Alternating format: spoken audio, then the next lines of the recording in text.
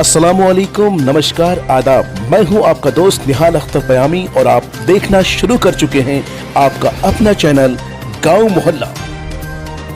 दोस्तों, देश और दुनिया की तमाम तर खबरों के लिए हमारे साथ बने रहिए।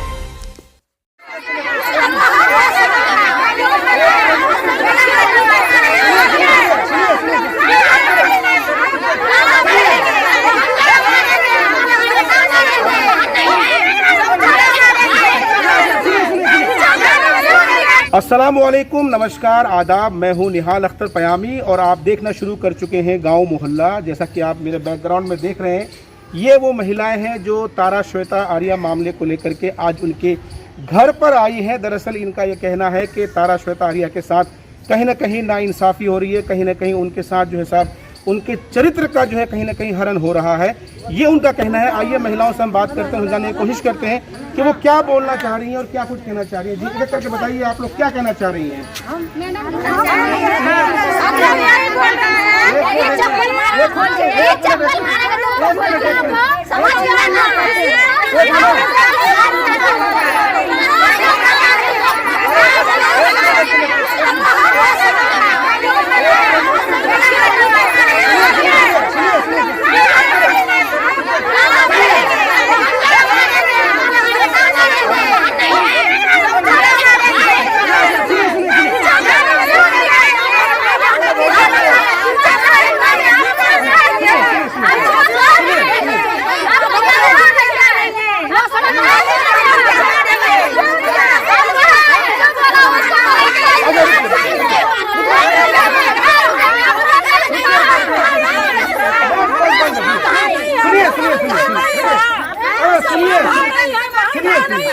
देखिए, मैं किसी पार्टी से नहीं आया हूं, मैं बल्कि एक पत्रकार हूं और आपकी बात को अपने चैनल के माध्यम से अवाम के समक्ष रखना चाहता हूं।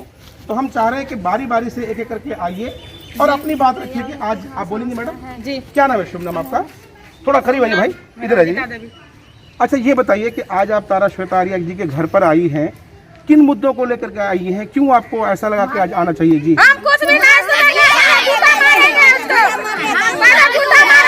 किसको किसको किसकी बात कर रहे हैं? जो बोला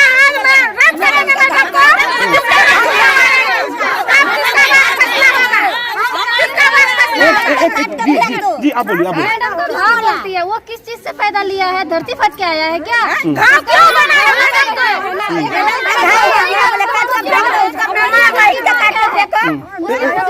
घाव ही हो सकते। अपनी माँ को जब इज्जत नहीं दे सका, दुनिया को क्या देगा?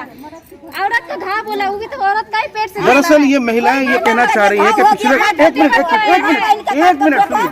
दरअसल ये महिलाएं असल में कहना ये चाह रही हैं कि पिछले कुछ दिनों से जो मजलिस इत्तेहादुल मुस्लिमीन में तारा श्वेता आर्या को लेकर के जो विवाद चल रहा है और लगातार तारा श्वेता आर्या ये गुहार लगाती रही है कि मुझे इंसाफ मिलना चाहिए। तो ये महिलाएं हैं जो विरोध कर रही हैं और विरोध प्रदर्शन करते हुए यहाँ पर आई हैं।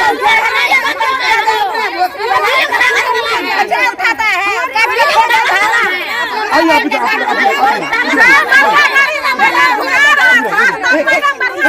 एक मिनट मैडम, प्लीज सुनिए। एनआरसी को लेके मैडम कितना काम किया, उसको सब नहीं दिखाई पड़ा। आज मैडम को तुरंत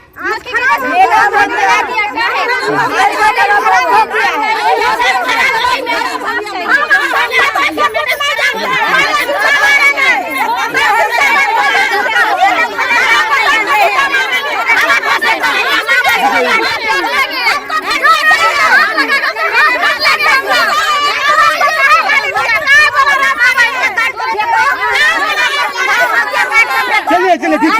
अच्छा, कुछ बोल रही है? आइए, आप आगे।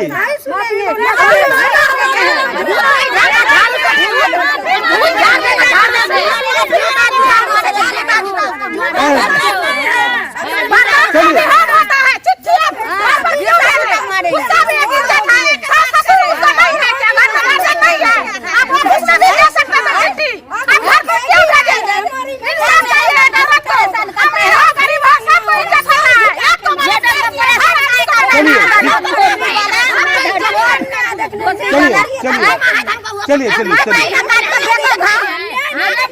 घाव हो गया, चलिए ठीक है ठीक है। दरअसल ये महिलाएं जो है लगातार इंसाफ की गुहार लगा रही हैं, लगातार कह रही है कि साहब जो चिट्ठी इनको दिया गया था घर पर नहीं देना चाहिए था, और दूसरी बात कोई भी मामला था बैठ के हल करना चाहिए था। और साथ ही साथ ये भी कह रहे हैं कि साहब CAA NRC NPR के दौरान तारा श्वेता आर्या ने जो काम किया है वो काबिल तारीफ है, और उसका जो परिणाम इनको दिया जा रहा है पार्टी के तौर पर वो सही नहीं है। ये इनका इल्जाम है, ये इनका आरोप है। हम आपको डॉक्टर तारा श्वेता आर्या से बात कराएंगे और उनसे भी जानने की कोशिश करेंगे। जसवार्थी के खिलाफ बोली है, उसके बावजूद भी हिंदू समझ के उसको मक्खी के जैसा उठा के फेंक दिया। मैडम का बहुत इज्जत है, हम लोग 500 महिला मैडम के साथ जुड़ करके काम कर रहे हैं। मैडम से जुड़े हुए हम लोग कोई से, हम सिर्फ मैडम को जानते हैं। NRC के दौरान मैडम इतना काम किया, हम लोग तो मैडम को मना भी किया, मैडम इस पार्टी में मत जुड़िए, मत काम करिए, उसके बावजूद भी मैडम हम लोग का बात नहीं सुनी। मैडम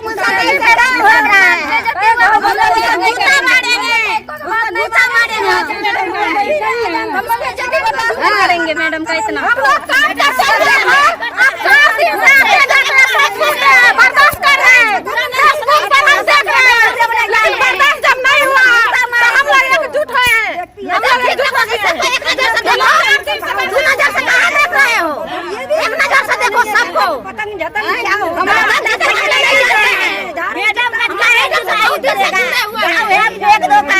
सबको जूता मारेंगे, प्रणाम करो, उसके माफी मांगो मैडम से। चलिए चलिए चलिए चलिए, ठीक है, ठीक है, सारी बात हो गई। आपको बोलने घरे आपको सोचना चाहिए कि हम भाषा समझ रहे हैं, आप कहाँ से आए, पहले हमको जवाब दीजिए। अपने मर्जी से पैदा हुए हैं। चलिए खैर, अच्छा ठीक, सुनिए अपना माँ बहन नहीं है, काट कर फेंको। सही है, आप लोगों का गुस्सा जायज है। देखिए ये जो महिलाएं हैं, दरअसल एक महिला दूसरे महिला का दर्द समझ सकती है, महसूस कर सकती है, और ये वो महिला है जो तारा श्वेता आर्या के साथ लंबे अरसे से काम कर रही है, उनके साथ जुड़ी हुई है। और आजकल जो चल रहा है सोशल मीडिया पर, उनको देखते हुए कहीं ना कहीं जाहिर है इन्हें तकलीफ हुई है। और इनका कहना है कि देखिए एक औरत का सम्मान होना चाहिए। जिस औरत ने पार्टी के लिए इतना कुछ किया, आज उनके साथ जो सिला दिया जा रहा है, वो सिला ये सिला जो है नहीं होना चाहिए। ये इनकी तरफ से एलिगेशन है, ये इनकी तरफ से आरोप है। हम आपको तारा श्वेता आर्या से ही मुलाकात कराएंगे और उनसे एक्सक्लूसिव हम गुफ्तगू करने की कोशिश करेंगे, जानने की कोशिश करेंगे कि इस पूरे मामले में अब उनका अगला एक्शन क्या है, क्या करने के लिए जा रही है।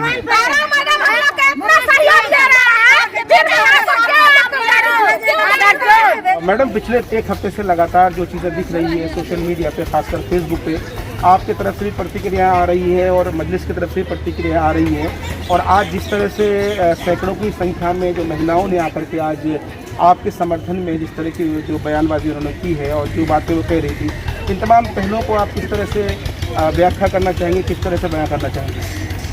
ये एक औरत का दर्द है जो औरत समझ सकती है। और ये जो महिलाएं हैं, ये महिला विकास मंच से मेरे साथ अभी नहीं बहुत सालों से जुड़ी हुई हैं। आप देख सक रहे होंगे सारे हिंदू समाज की ये महिलाएं हैं।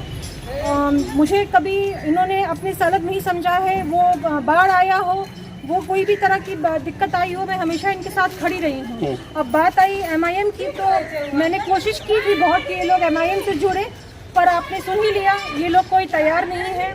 और इन लोगों का कहना है कि जब आप ही का सम्मान नहीं है तो आप हम लोग को जोड़ने जा रही थी। तो ये तो आप देख लीजिए, इन लोगों का गुस्सा इसी बात का है कि मैडम जब आपका सम्मान नहीं है तो हम लोग का क्या सम्मान होगा। नहीं, लेकिन जिस तरह से पार्टी की तरफ से आपके पास जो लेटर आया, उस लेटर को मैंने भी पढ़ा है। उस लेटर में ऐसा कोई विवादित नहीं है, आपसे सिर्फ स्पष्टीकरण मांगा गया था। लेकिन उसके बाद से लगातार जो चीज़ें हो रही हैं उसको देखकर ऐसा लग रहा है कि दूरियां लगातार बढ़ती जा रही हैं।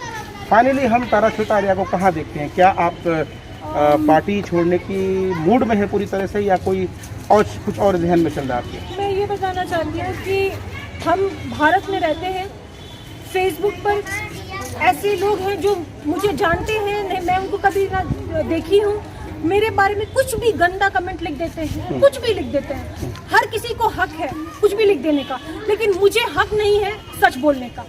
मेरे बारे में गंदी गंदी बातें बोली गई हैं फेसबुक पे, काफ़ी गंदी गंदी बातें, जिसका कि आप लोग खुद देख रहे होंगे। तो उन लोगों को बोलने का हक है क्योंकि वो मर्द हैं और मुझे बोलने का अधिकार नहीं।